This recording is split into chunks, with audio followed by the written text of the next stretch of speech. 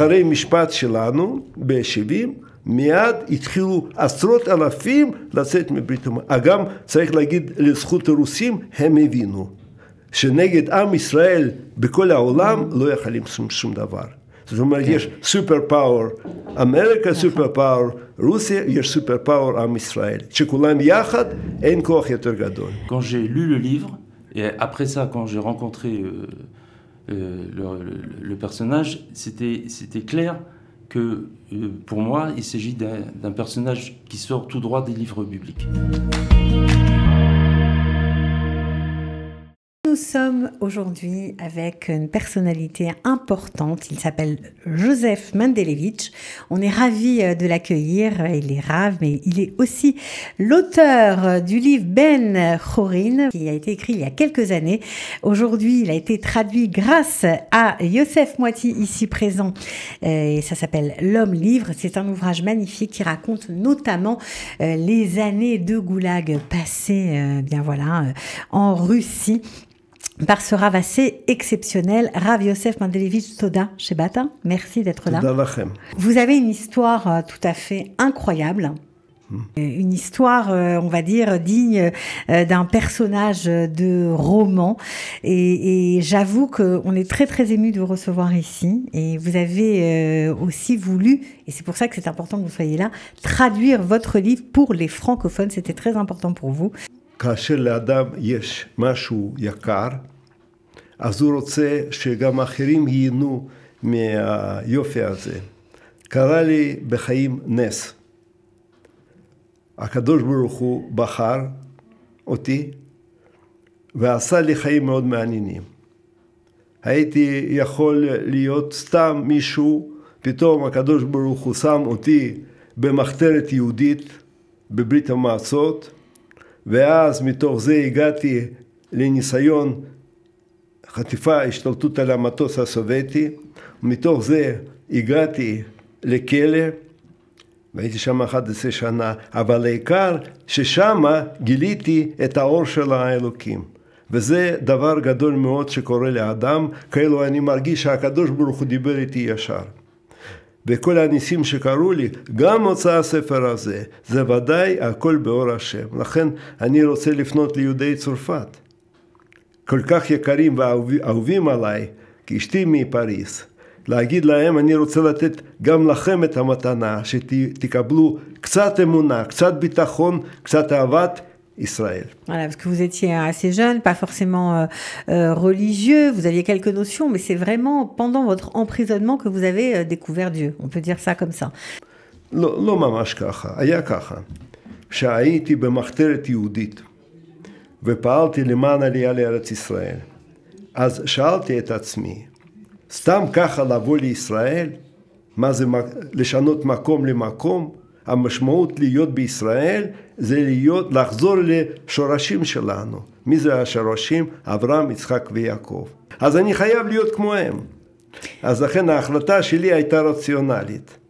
עוד לפני המאסר. ואז התחלתי קצת להיכנס לזה, וכמה שיותר נכנסתי, rationnel, ça a fait émotionnel. Alors vous êtes arrivé en Israël en 1981, quelques années avant Sharansky, qui était aussi un compagnon d'infortune, on peut dire, parce qu'il était avec vous enfermé en Russie. Alors vous rentrez en jeu, on va dire, dans cette histoire il n'y a pas très longtemps, un peu par hasard, vous découvrez son livre en hébreu, vous le lisez et vous tombez complètement, vous êtes subjugué, on va dire, par le livre. Absolument. Après avoir lu ce livre, j'ai compris que c'était quelque chose d'exceptionnel.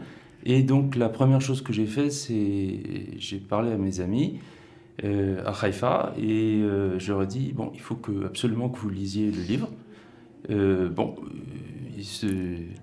Ils étaient assez gentils pour le faire. Et très rapidement, au bout de 2-3 jours, parfois même très rapidement, ils reviennent, ils me disent, Yosef, merci, c'est extraordinaire. Et puis finalement, j'achète 60 livres, je les vends tout de suite dans ma communauté.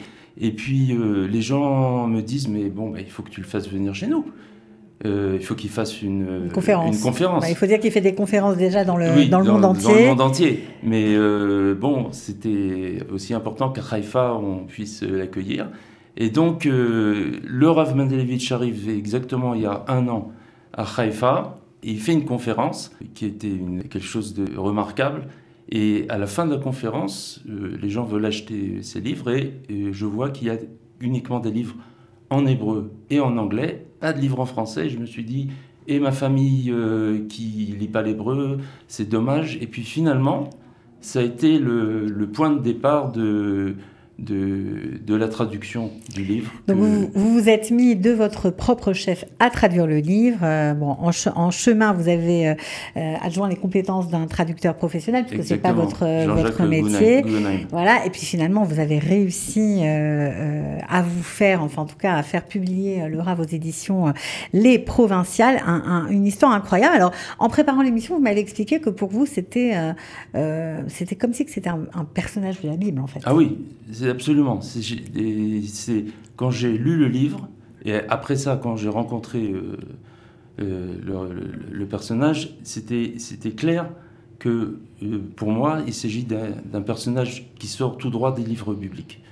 Je vais vous expliquer à quoi je pense. Quand on était en exil en Babylonie, la situation était catastrophique. On avait été décimé par millions en Israël. On était arrivé donc avec l'exil du peuple juif à Bavel. Et puis donc la situation, dans cette situation dramatique, on demande au peuple juif de se prosterner devant la statue que Nabucodonosor a érigée. Et bon, qu'est-ce que vous voulez qu'on fasse? On est bien obligé. Et là, il y a 3 personnages qui vont dire, Hanania, Michel et Azaria, qui vont dire, ben non, nous, on ne va pas se prosterner. On ne va pas se prosterner. La punition, c'est d'être jeté dans la fournaise ardente. Et finalement, bon, il y a un miracle qui est raconté au début du livre de Daniel, c'est qu'effectivement, ils ont été jetés dans la fournaise ardente, ils n'ont pas été brûlés, ils s'en sont sortis. Ça a été évidemment un coup de tonnerre pour toutes les personnes qui ont vu ça. Et ce qui se passe, c'est que le Talmud nous explique avec les commentaires que ça a été le point de départ du retour à Tzion des Juifs de Babylonie qui avaient perdu tout espoir. Là, ils ont compris qu'il y avait un espoir, Dieu ne nous avait pas abandonnés, il y avait des gens qui avaient sauté dans le vide et qui étaient toujours... Et ben voilà, c'est l'histoire qui recommence avec le Rav Mendelevitch, Yosef Mendelevitch et ses amis qui ont décidé, pour pouvoir ouvrir les portes de l'URSS, qui était à l'époque complètement fermée. Ouais, on n'avait pas le droit de sortir de l'Union soviétique. Donc ils vont, dans un premier temps, donc il fait partie de la clandestinité juive, donc ils écrivent des documents, ils les polycopient, ils les distribuent, mais ça c'est de l'ordre de centaines de personnes qui sont touchées. Ça touche pas encore un grand nombre. Alors qu'on parle de plusieurs millions en URSS. Donc le Rav Yosef Mendelevitch est conscient que en fait il y a des millions de personnes qui vont disparaître du peuple juif, puisque là c'est déjà la 3e génération. Après la révolution d'octobre de 1917, les gens commencent à s'assimiler complètement en masse. Bien sûr. Et donc il faut faire quelque chose, et la seule chose qu'on puisse faire, c'est ouvrir les portes d'Eretz Israël qui sont complètement fermées. Donc comment on va faire? Ils ne le savent pas, jusqu'à temps qu'arrive dans leur petit groupe un personnage remarquable, un aviateur de l'armée russe, Mark Dimshitz, Zichrono Livracha, qui va leur dire, mais moi, je vais vous conduire en Israël. Comment? Eh bien, on va tout simplement prendre un petit avion, 15 places, et on va le détourner. Moi, je sais conduire tous les avions. Et puis, on va se poser en Suède, on va faire une conférence, et après ça, donc, on va partir en Israël, et on va faire une conférence de presse monstre pour montrer à tout le monde entier que nos frères sont emprisonnés, que c'est quelque chose d'inique, et qu'il faut absolument ouvrir les portes de l'URSS à nos frères juifs. Sauf que c'est un épisode qui lui a coûté très cher, puisqu'il a, oui. Il a été emprisonné. Et d'autant plus, la veille du détournement de l'avion, un de ses amis lui dit, mais Youssef, avec le nombre de personnes qui sont au courant, je pense que le KGB est au courant aussi. est au courant. Et donc, demain, on risque d'être tous en prison, c'est-à-dire tous les plus fervents, notre groupe, il va être éliminé, on n'aura pas Israël et on n'aura plus... Et on va se retrouver en prison et on n'aura rien fait du tout pour rien. Voilà, et alors là, il y a la réponse remarquable de Yosef Mendelevitch qui dit si on n'arrive pas en Israël, eh bien, ce qu'on voulait obtenir par la conférence de presse en Israël, on l'obtiendra par le procès qu'ils nous feront. Vous n'avez pas eu peur de ne jamais avoir de procès? תראה, יש אנשים שלא מפחדים. אז היה לי מזל, אני לא מפחד. אם אני עושה משהו לעם שלי, אני לא מפחד. כי אני יודע שזה חשוב. וכפי שאמר יוסף, רצינו לעשות מסיבת עיתונאים. כן? לשבת בכלא זה הכי חזק מסיבת עיתונאים. כי אם אני אומר, הייתה הצלחה שעצרו אותנו. ואז שהרוסים הבינו שזה לא טוב שאנחנו יושבים בכלא. זה כמו שמישהו רוצה לבלוע ונחנק. כי פתאום רוצים להגיד ליהודים לא טוב. לא טוב, אנשים חיים וזה. פתאום יש 10 יהודים שרצו להיות בארץ ישראל, ועכשיו הם מחכים גזר דין מוות. וואו, עכשיו אני מבין שהמצב קשה מאוד. אז זו הייתה הצלחה. ובזכות זה, בזכות הרע שעשיתם. אחרי משפט שלנו, ב-70, מיד התחילו עשרות אלפים לצאת מברית המועצות. גם צריך להגיד לזכות הרוסים, הם הבינו שנגד עם ישראל בכל העולם לא יכולים שום דבר. זאת אומרת, יש סופר פאוור אמריקה, סופר פאוור רוסיה, יש סופר פאוור עם ישראל. שכולם יחד, אין כוח יותר גדול. Alors revenons un petit peu au livre, c'est un peu subdivisé en chapitres et aussi par rapport aux fêtes juives qui sont très importantes et qui correspondent chacune leur tour en fait à un épisode de votre vie. העיקר שם זה דווקא שבת. נכון. ואני מספר על אחד השבתות בכלא. הייתי בכלא, בחקירות, אחרי מאסר, בחקירות, לבד. אין שום דבר, זה חדר ריק, אין שם שום דבר. ואני אמרתי, אני רוצה אווירה יהודית. איך אני עושה אווירה יהודית? להרגיש יהודי. אני צריך לעשות שבת. ואז אני אמרתי, אני רוצה לשטוף את הקירות של התא מאוד מלוכלך, ושאני שטפתי את הקיר, היה שם מסמר קטן. אמרתי, וואו, עכשיו אני עם מסמר יכול לעשות 2 נרות שבת, ולהדליק את הנרות שבת. וזה היה השבת שלי שעשיתי בכלא. ועוד הרבה, שם זה סיפור מלא. Il y a plein d'histoires, c'est ça qui est génial dans ce livre, parce que en plus il raconte d'une façon tellement naturelle et comme un aventurier, quoi. On est à fond avec lui, c'est vraiment très bien écrit et très bien décrit. Il y a aussi au début du livre une façon dont vous expliquez comment vous allez prendre votre vie en main et que vous n'allez pas vous laisser écraser par le poids de l'enfermement, de l'asservissement, et vous décidez au niveau de votre ration de nourriture tous les jours, de n'en manger qu'une partie et de vous prendre en main les choses. C'est assez impressionnant.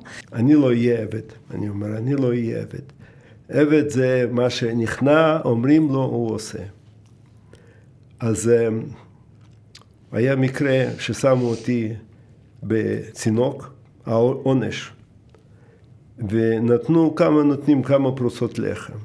ואכלתי את הלחם, אני הרגשתי, אני רעב מאוד, אני רוצה עוד. אבל אני יודע שאף אחד לא ייתן לי. אז מה, עכשיו אני כל יום אהיה רעב? אמרתי, עכשיו אני צריך להגיד לעצמי, וזה תמיד נכון בכל דבר, שאני לא רעב, אני לא רוצה יותר לאכול. ויותר מזה, הלחם שיש לי זה מיותר. אני משאיר פרוסה אחת של לחם סתם ככה, לא רוצה, כן? ואז הייתי שם בערך השבוע 10 ימים, בסוף שישבתי, שזה היה עונש, היה לי כיכר לחם שלם. ואז שהעבירו אותי חזרה לתא שישבתי שם עם החברים, הבאתי את הכיכר לחם. והם אכלו את זה בלי לשאול איך אדם יושב בצינוק, ויש לו כך הרבה לחם. זהו, אז זה היה ניצחון גדול מאוד. על עצמך. על עצמי. ואני רוצה, אבל אם יש זמן, לספר על ניצחון שבעיניי יותר גדול. בכלא, בתורה, הוא תמיד היה מנהל של אסירים. אז ככה גם נפל בחלקי. הייתי בתא מסוים, ושם היו אוקראינים ורוסים, היה אחד שהוא התנהג לא יפה. אז אני כעסתי עליו. בתור מנהל אמרתי, איך אתה יכול בזה, והוא נעלב מאוד. והוא אמר, אני רואה שלא אוהבים אותי פה. אמרתי, מה הוא אומר? אוהבים, פה בכלא, אנחנו אסירים צריכים לאהוב אותו. ואחר כך אמרתי, נכון, כל אדם בכל מצב צריך קצת אהבה. אני גנבתי ממנו את האהבה, אני חייב להחזיר לו. ואז עכשיו כל דבר שניסיתי לעשות, תמיד להביע לו איזו אהבה ולתמוך בו. אבל הוא אמר, חרם, אני לא מדבר איתכם. ואז הוא ביקש ממפקד כלא שיקחו אותי, או ייקחו אותו מהתא הזה. בסוף, אחרי חודש, אני רואה את התמונה, הוא עומד בפתח התא, לוקחים אותו, הוא פונה, ואתם, הוא אומר, כולכם לא שווים, רק מנדלביץ' הוא בן אדם. זה הניצחון הגדול שלי. שגם בתנאים קשים, שאין לאכול ומצב קשה והכל, אתה יכול להיות וחייב להיות בן אדם. Ça fait forcément écho quand on l'entend à la situation qu'on est en train de vivre aujourd'hui. J'imagine que vous avez beaucoup à dire sur ce que le peuple juif est en train de traverser, le peuple d'Israël est en train de traverser. האמונה שלי שבסוף הכל יהיה טוב. ואני בחיים שלי פרטיים, כל יום צריך לעשות עוד משהו טוב. זה מה שאני יכול. אני לא יכול לשכנע אנשים, לא יכול לדבר עם אנשים שלא אוהבים אותי ולא שומעים. מה שאני יכול לעשות בסביבה שלי, אני עושה דברים טובים. לעזור לאנשים, לשמוע, לדבר, זה החלק שלי. J'imagine que pour vous c'est une grande joie de voir ce livre traduit en français. Absolument. Alors comment on peut faire quand on vit en Israël pour se le procurer? Est-ce qu'on peut l'acheter ici?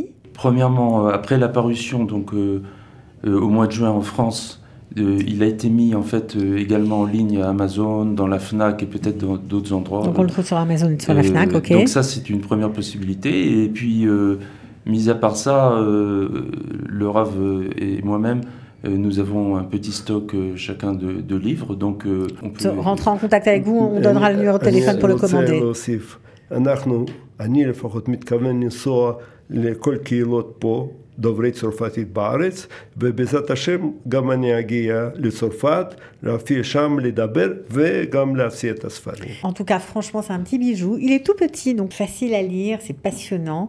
L'homme libre, voilà, c'est la traduction de ce livre en français de Joseph Mandelevitch. Merci beaucoup à tous les deux d'être venus et d'avoir parlé tout à fait avec beaucoup d'amour et de passion de ce livre. תודה רבה. תודה רבה. ובהצלחה להמשך.